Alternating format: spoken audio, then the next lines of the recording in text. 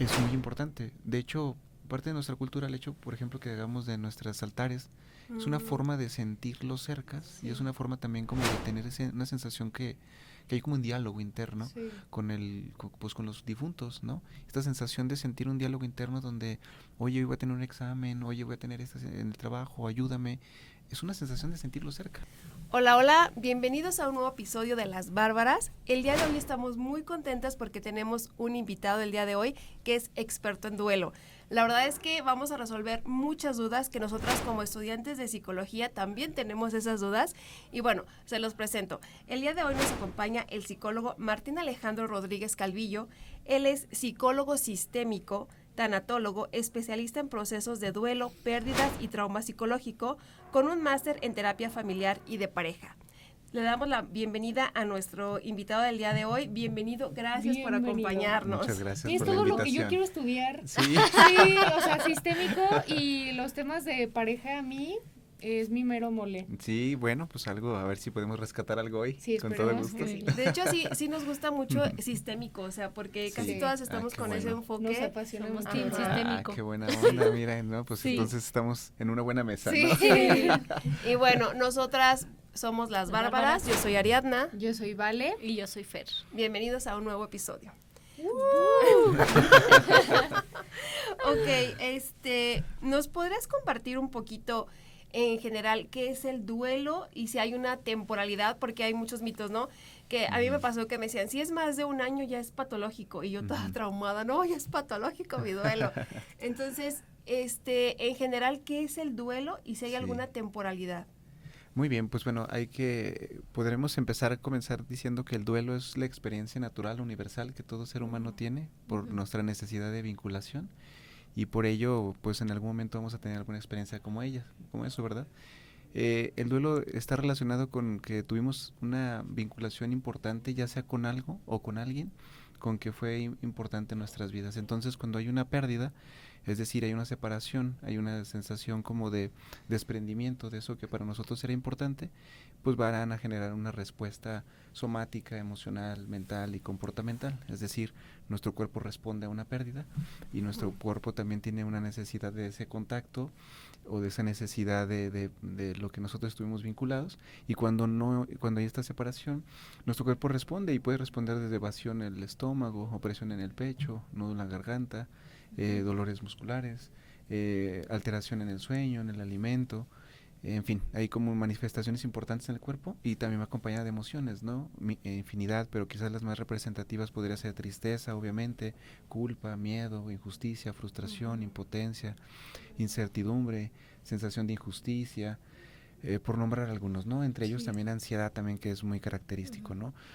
Y luego a su vez va acompañado como de respuestas mentales, o sea, es decir, cogniciones, pensamientos, rumiaciones, ideas internas, pensamientos constantes que surgen en nuestro pensamiento y lo pragmático, que tiene que ver un poco con cómo nos relacionamos con los demás, con nuestras conductas, es decir, evitar quizás ciertos lugares o ciertas personas, o también en su defecto el cómo nos relacionamos con la gente, es decir, aislándome, no quiero que me hablen de esto, o al contrario, buscar mucho contacto, o estar mucho, por ejemplo, en el lugar donde están los restos, por ejemplo, cementerios, o al contrario, hay gente que en veces no quiere saber nada de esto y se concentra en el trabajo y lo evita. Y pues bueno, una vez tuve una señora que me dice, Martín, he llegado aquí, tengo 10 meses, falleció mi esposo, pero ya me cansé de trabajar de lunes a domingo como una loca, de sol a sol, y ya, porque no quiero pensar y no quiero sentir, ¿no? Entonces, pues con todo sentido, y pues se concentró en trabajar, pero me dice, pero es que ya no puedo más.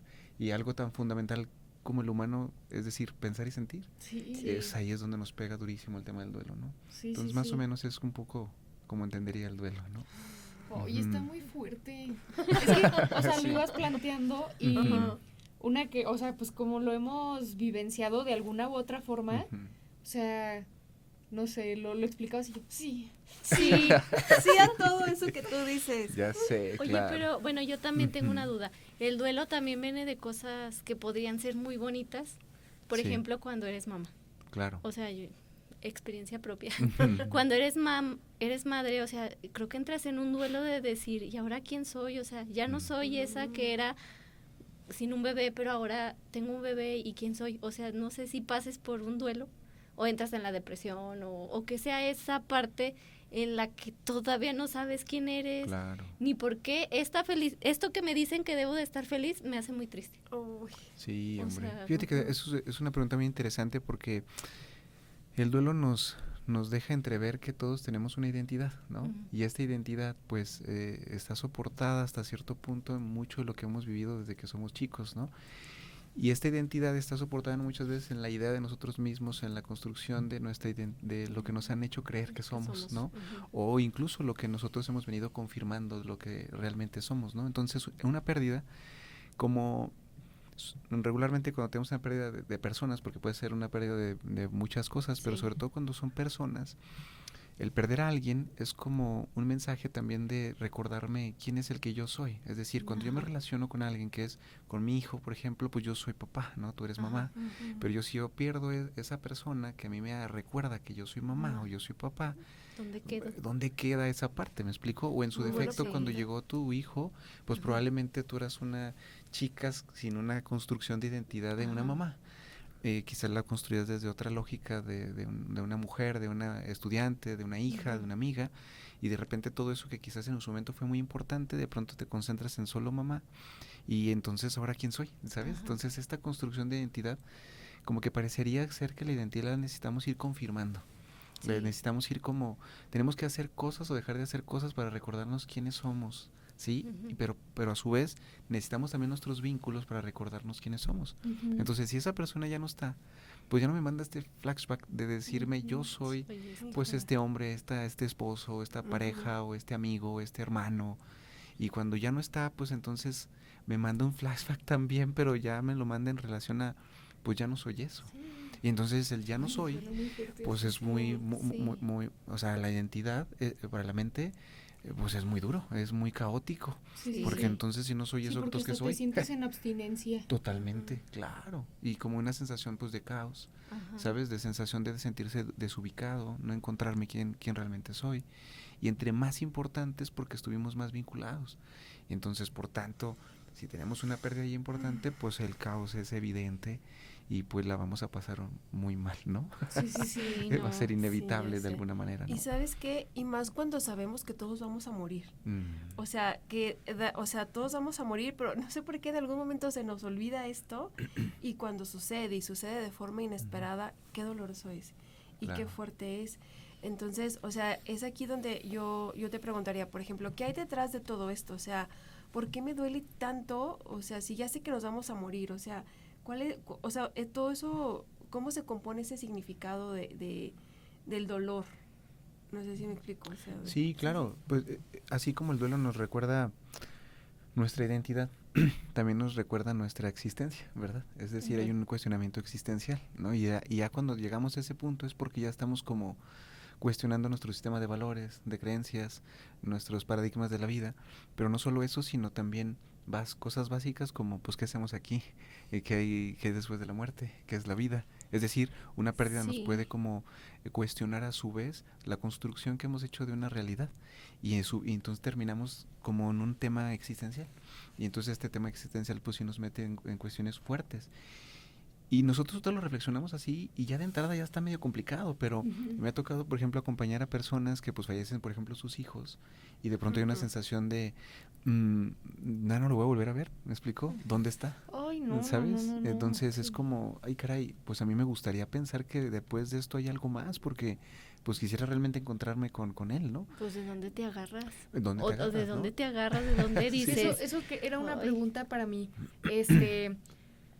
Sí hay como un patrón común de las diferentes situaciones, por ejemplo, pérdida de hijos, que se agarran específicamente de ciertas cosas, que si es ruptura de pareja, se agarran específicamente de ciertas cosas, o sea, ¿cuáles son como esas cositas que al menos en tu experiencia te ha tocado en duelos, que la gente normalmente trata de engancharse como para sobrellevarla? Híjole, pues es muy diverso, fíjate, Sí, pero ¿verdad? sí, yo creo que otros hijos es importante, aunque no lo garantiza, ¿verdad? Ujú. Porque a veces también el hecho de el que se pierda un hijo dentro de un sistema familiar y existan otros, en veces también pasa que los hijos pierden a la mamá. También, es verdad. O sea, Sí, yo he sí. escuchado eso, o sea, Claro. de que dice, tú perdiste a un hijo y el hermano dice, pero yo perdí a mi mamá porque ya, o Y a sea, mi hermano, y a ¿no? mi hermano, Claro. o sea, Sí, a también. dos.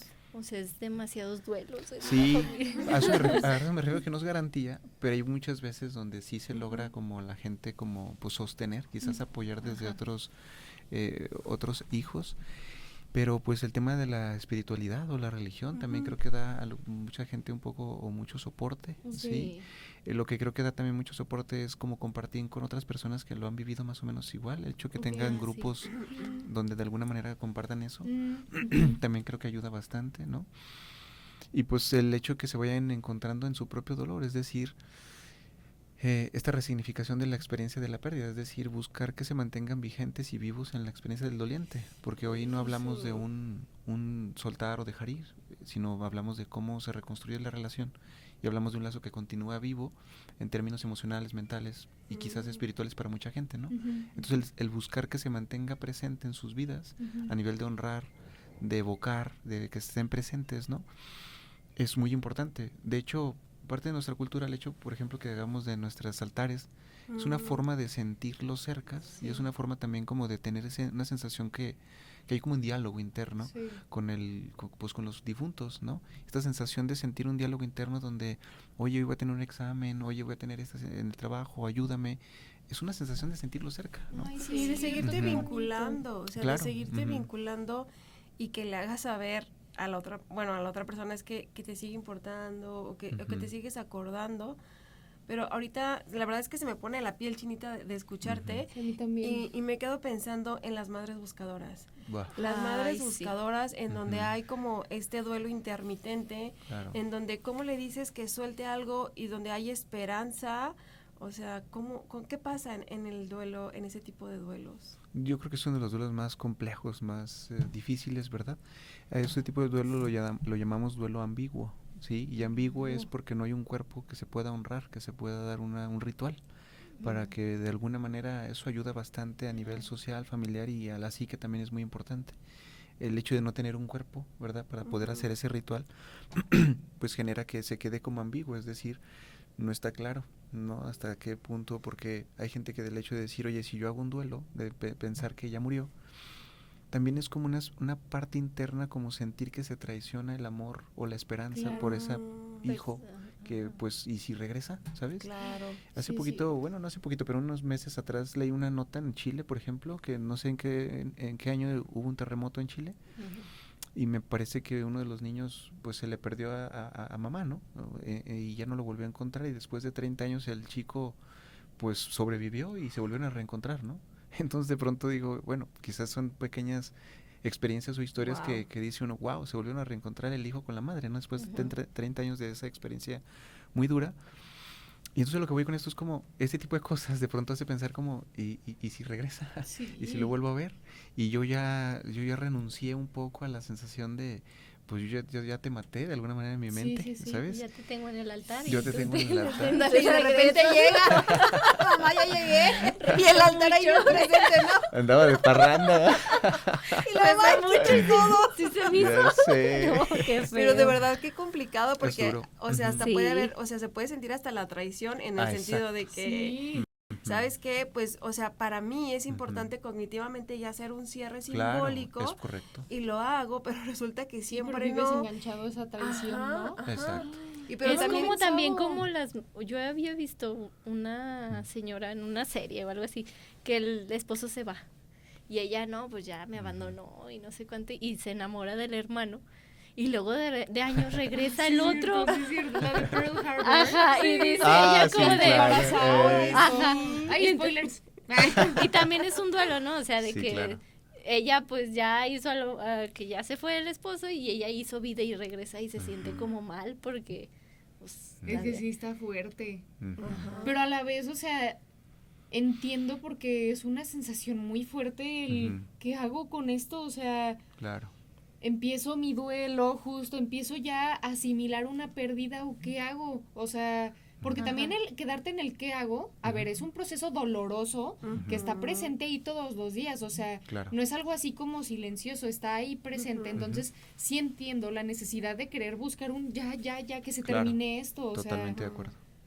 Sí, ahí se trabaja mucho el manejo de la incertidumbre, ¿no? Porque el hecho de que estés como siempre con esa expectativa, ¿no? A veces dicen que eso duele más, ¿no? La incertidumbre que el resultado mismo, dices. O sea, todo lo que puedes llegar a imaginar. No, es que la mente es...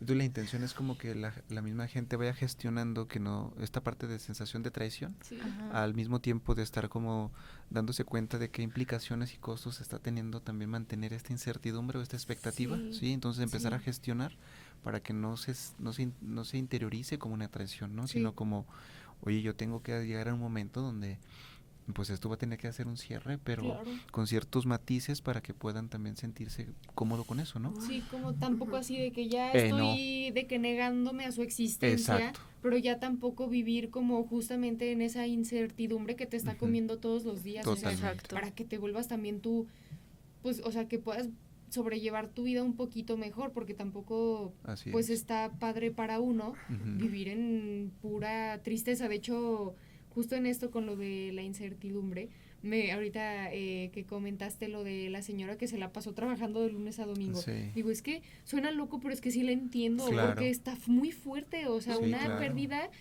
ay, no, o sea, yo siento que voy a ir 1000 a terapia cuando a mí me pasa una pérdida, pero es que soy tan, o sea, entiendo tanto el sufrimiento de esos momentos.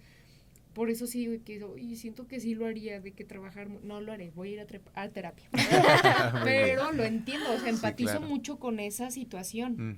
Está muy feo. Sí, de verdad, es que sostener tanto, o sea, que llega a ser inimaginable, o sea, que dices, como, o sea, es como mucho el dolor que sientes que dices, ¿no?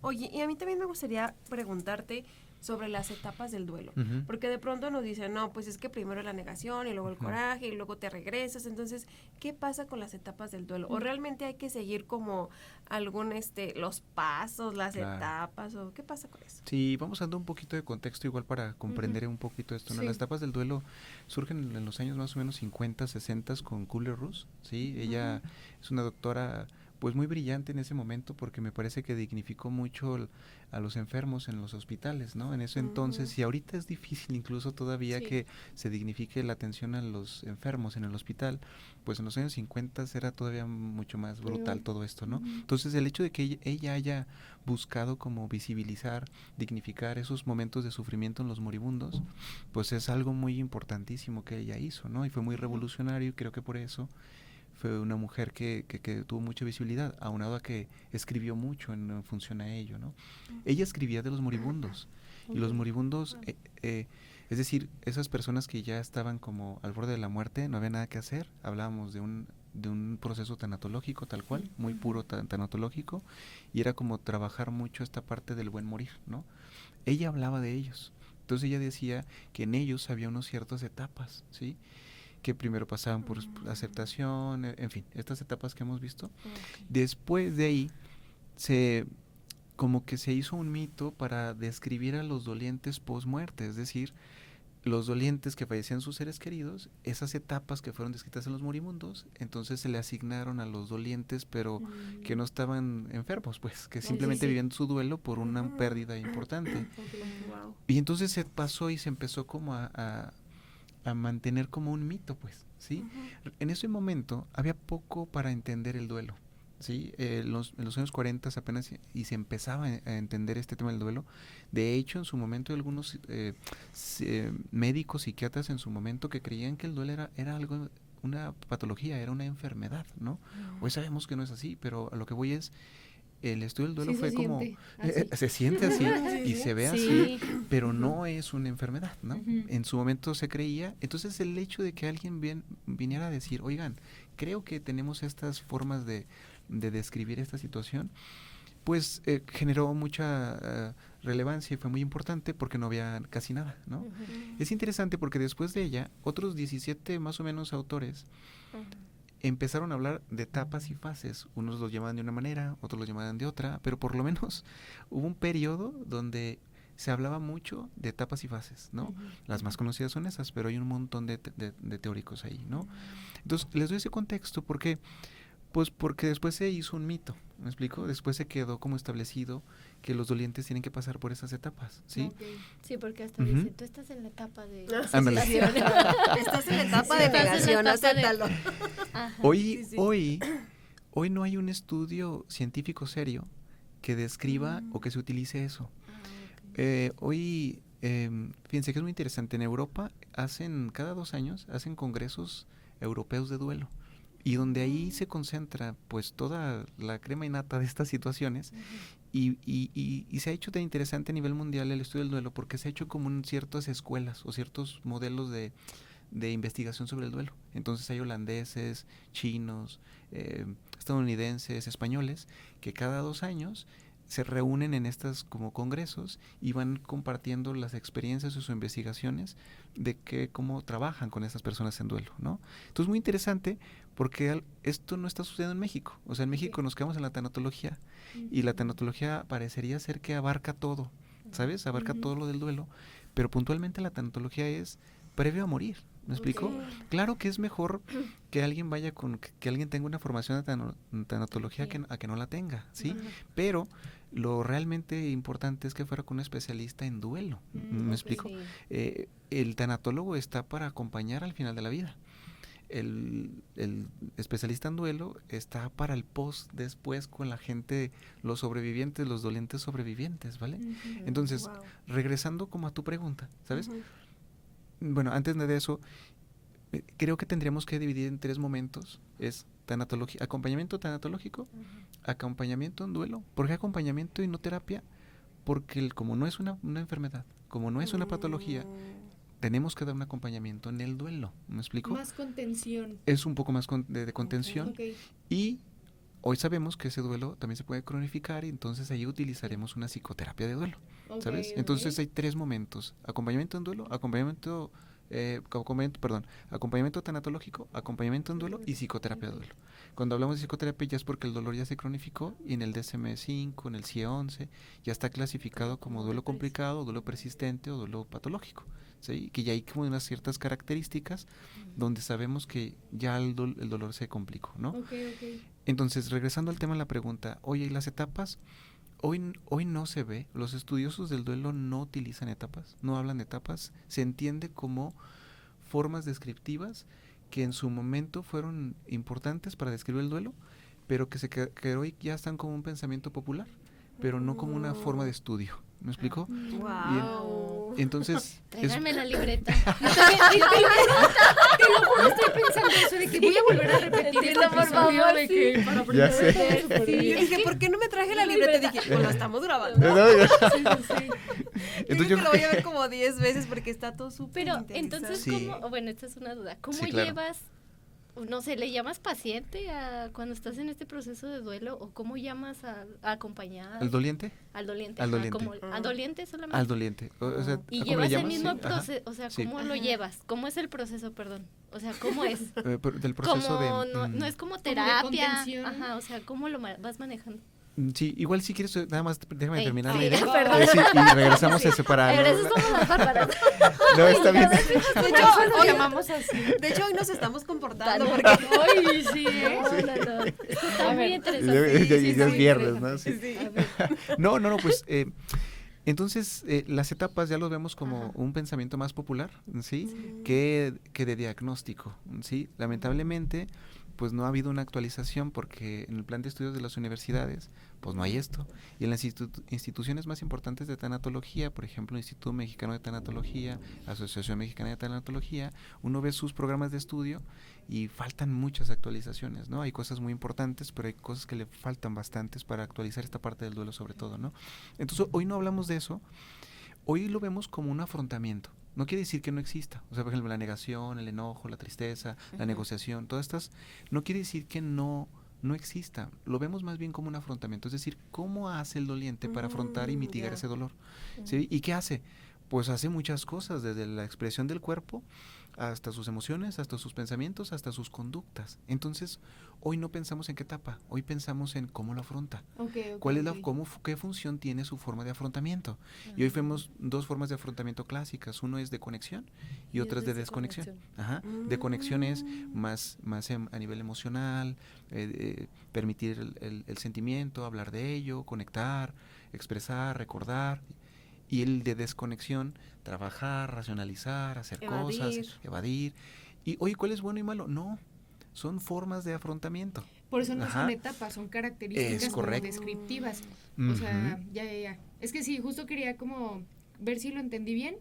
Más allá de justo fases o etapas, simplemente son características que estamos viendo en cómo la persona está afrontando lo que está sucediendo, lo que está pasando. Eso. 10. Muy bien, andas con todo. No, anda con todo. Wow, vale, hoy brillas. Sí. Insoportable, te dicen, ¿no? Bárbara. Bárbara, ¿no? Ya me emocioné. Sí, no, excelente, pero sí, es por eso. O sea, a nosotros, como clínicos, como acompañantes, a nosotros nos importa. La pregunta que tendríamos que hacernos es cómo este doliente está afrontando su dolor. Y el afrontamiento lo entiendo como todo lo que hace o deja de hacer el doliente para sobrevivir a su dolor. ¿Sí? Y si sobrevivir le ayuda tomar alcohol, llorar, evitar, lo que me digas, inicialmente es como válido, está sobreviviendo. Claro que en el camino, en el acompañamiento, lo que vamos a buscar es que tenga un afrontamiento lo más fructífero posible, es decir, que no tenga un costo, ¿sí? Es como si de alguna manera la persona en su afrontamiento se pusiera una armadura y sí le ayuda, porque pues mitiga el dolor, pero con el paso del tiempo se va a encarnar y entonces ya vamos a tener dos dolores, ¿sabes? El dolor natural de la experiencia de dolor de pérdida y el dolor de que me encarné mi armadura. Mi armadura, y entonces ya la gente en veces llega por el segundo dolor. ¿Me explico? Porque no supo mitigar las consecuencias de... Exactamente. Oye, está muy fuerte. Sí. Ahí va, andas con todo. O sea, es que, ¿saben qué? Me hace pensar, por ejemplo, en cuando hay como adicciones que usan la sustitución. Es correcto. O sea, es un proceso de... Bueno, a ver, justo me estoy agarrando ahorita de esto que tengo a la mano, pero ver la manera de sustituir esta cosa para que mi vida pues sea sana, o sea, no justo ahogarme en alcohol o yo no sé, por ejemplo, yo tiendo mucho de que la ansiedad y me pongo a comer, entonces como maneras un poco más sanas que también te ayuden a sobrellevar pues la situación, pero que no te lleves entre las patas a ti mismo, o sea... Claro, y los que te rodean. Y que también tiene mucho que ver con tus recursos como persona, ¿no? Sí. O sea, porque vaya, todos queremos estar bien y no tener este dolor, pero a veces la situación, el contexto te imposibilita a llegar como a poder decir, ya no quiero que me duela, porque todo el mundo decimos, ya no quiero que me duela, pero ¿cómo le hago, no? Claro. Entonces yo creo que implica muchas cosas, todo lo referente al duelo. Y bueno, vamos a dar ya el cierre a este episodio. La verdad estamos súper contentas. ¿Ya el cierre? Ya. Sí, ya. Acá nos hicieron 5, yo no vi. Hace como 5 minutos, vale. Justo hace como 5 minutos. Ya salimos del aire. Pero ya tenemos como 10 minutos. Pero la verdad es que, Martín, me encantaría que nos compartieras dónde te podemos encontrar y cuáles son los cursos que impartes, porque la verdad está súper interesante. Es más, ya para hasta tomar nuestro propio curso. Sí. ¿Dónde te encontramos? Sí, mira, estamos en Facebook como Dolum, Tanatología y Terapia de Duelo, ¿sí? Okay. Y en Instagram como dolum.duelo, ¿sí? Excelente. Y cada año tenemos una certificación de duelo, ¿sabes? De duelo y pérdida, ¿sí? Yo quiero. Sí. Y justo estamos por iniciar el 24 de julio, empezamos, ¿no? En un mes. En un mes, sí, exacto, lo llevamos 2 viernes al mes. Sí, de 4 a 9 de la noche. ¿Y qué hacemos? Bueno, pues hacemos 5 capítulos, vemos de duelo. Y vemos todos los modelos, hay modelos de duelo, los trabajamos, trabajamos el tema de los mitos, ¿sí? Comprendemos el tema de los afrontamientos, ¿sí? Hacemos como un perfil también de los dolientes, un poquito de cómo llegan, ¿no? Porque, por ejemplo, hay gente que llega en trauma, otros que llegan mucho en un sistema de protección muy fuerte, como de negación. Corazas. Exacto, y otros que llegan ya un poco más proceso de integración, le llamamos nosotros, ¿no? Ese es uno, y luego en el tercero vemos todos los tipos de pérdida, de hijo, mamá, hermanos, desapariciones, homicidios, suicidios, incluso no relacionados con la muerte, como pueden ser pareja, pueden ser pérdida de trabajo, la salud, ¿sabes? Okay. Y en el cuarto vemos la familia en duelo, que también es otro tema muy interesante, cómo la familia responde al duelo, pero de un punto de vista sistémico. Este es muy propio, es de la casa, ¿no? Y analizamos muy bien cómo funciona también, qué le pasa como a la mente, ¿no? Cuando estamos en duelo, ¿no? Eso también es muy interesante. Y el 5 ya promovemos como herramientas o recursos de acompañamiento, de cómo acompañar a una persona en duelo, y cómo identificar duelos complicados, y algunas técnicas muy importantes, ¿no? De evocación, de indagación, trabajamos con cartas proyectivas también para procesar la experiencia de trauma, en fin, está padre, está muy bueno. Sí. Bueno, la verdad yo creo que hay mucho que decir todavía lo que es del duelo. Y vamos a tener un segundo episodio. Qué bueno que vamos a tener dos. Y la verdad es que estamos muy contentas. Muchas gracias por acompañarnos el día de hoy. Y bueno, recuerden que sean críticos, sean bárbaros y síganos en nuestro podcast.